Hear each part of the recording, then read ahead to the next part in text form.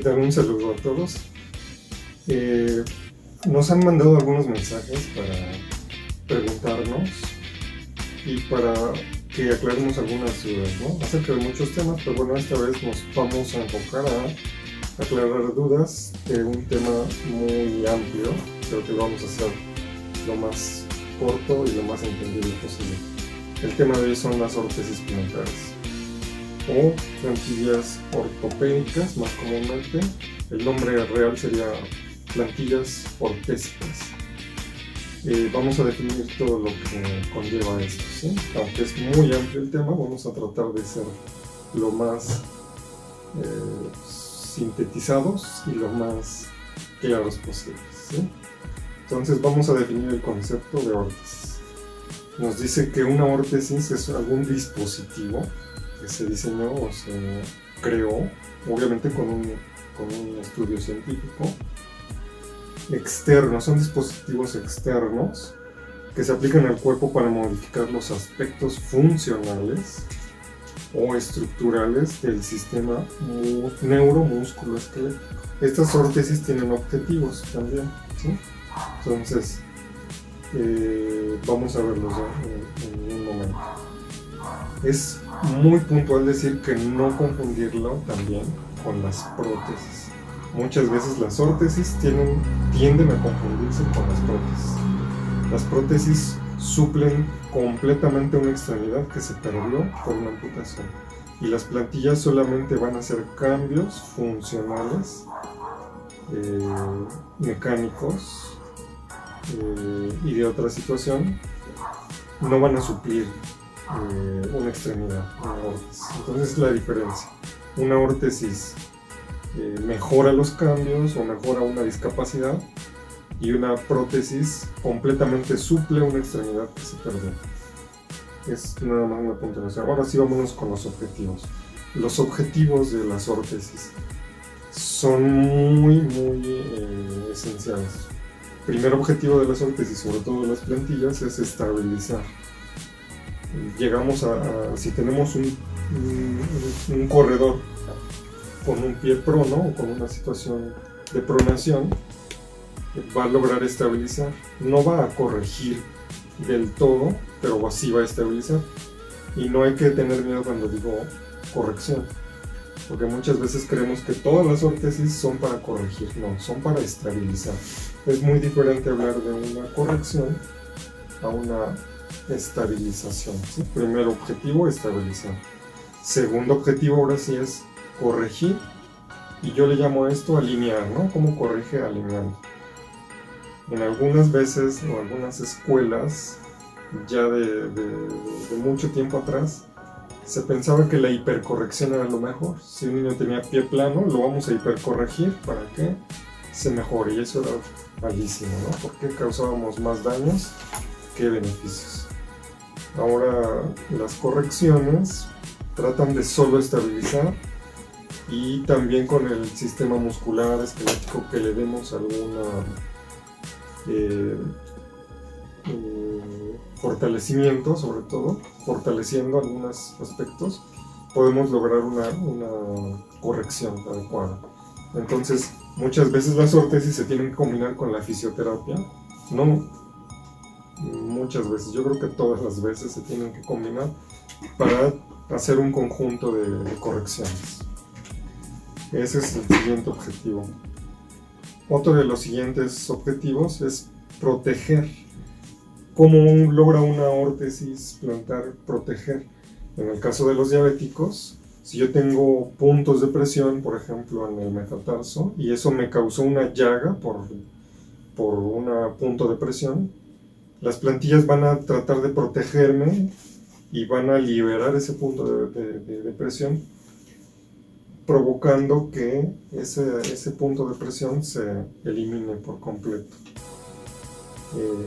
y haciendo que esa llaga empiece a sanar adecuadamente, ¿sí? Entonces, como protectores, las órtesis sirven excelentemente bien.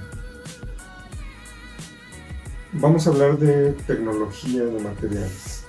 Estoy hablando de la situación de la protección. Los materiales juegan un papel muy importante en el uso de las órtesis. ¿Por qué? Porque vamos a hacer un ejemplo. Yo tengo aquí plantillas que son muy sólidas, con materiales muy resistentes, y tengo plantillas muy blandas. Entonces, cada tipo de plantilla iría para cada tipo de paciente. Un ejemplo, estas que son muy blandas, que si yo las oprimo en cualquier parte de su cuerpo, de la órtesis de esta plantilla, encuentro que la gran mayoría es muy blanda. Entonces esta plantilla serviría para un paciente diabético y esta plantilla serviría para un paciente corredor, por ejemplo, ¿sí? Que se modifica pero vuelve a recuperarse. En tecnología de materiales tenemos una gama importante de plantillas, una gama muy vasta de plantillas, por eso es un tema muy amplio. Tenemos, por ejemplo, desde la piel, que utilizamos para los niños, con algunas adaptaciones más sólidas, y estas plantillas que son de piel nos pueden brindar beneficios, por ejemplo, para un tratamiento correctivo de pie plano. Las plantillas que son de espumas, ¿qué son las espumas? Pues son espumas de materiales, por ejemplo, de etilvinilo, que muy comúnmente le llamamos EVA. Si podemos ver, por ejemplo, las de esas espumas, voy a poner acá. Una es más sólida y otra es más blanda, entonces una se comprime más y una comprime menos. La tecnología de materiales nos permite utilizar plantillas para determinados casos, por ejemplo para un diabético, para un deportista, para un niño, y que nos brinde la mejor adaptación para nuestros tipos de pacientes. Esta, por ejemplo, es una lámina de fibra de carbono. Muchas veces las plantillas también, en lugar de llevar termoplásticos, llevan láminas de fibra de carbono en su estructura y todavía hacen más elástica o más firme ciertas partes de la plantilla, ¿sí? Entonces, eso en tecnología de materiales es darle una diversidad biomecánica para cada necesidad. No nos espantemos con tantos materiales, porque a veces los pacientes creen que es un mundo de situaciones y entonces nos perdemos entre muchas plantillas. Lo que podemos hacer es hacer un estudio para cada paciente y valorar qué material es el más adecuado para cada caso. Tipos de plantillas. Vamos a definir qué tipos de plantillas existen. Hay marcados tipos de plantillas que son muy rápidos y fáciles de ver. Estas plantillas, por ejemplo, que tengo aquí son convencionales. ¿Qué son las plantillas convencionales? Estas son de pelita. Esta también forma parte de las plantillas de piel, forman parte de las plantillas convencionales. ¿Por qué se les llaman convencionales? Pues porque se elaboran en base a una medida de la huella plantar y solamente ocupamos una plantilla con el número y se ubican las adaptaciones donde se requieren, donde se necesitan o donde queramos corregir, pero de una manera muy convencional, ¿no?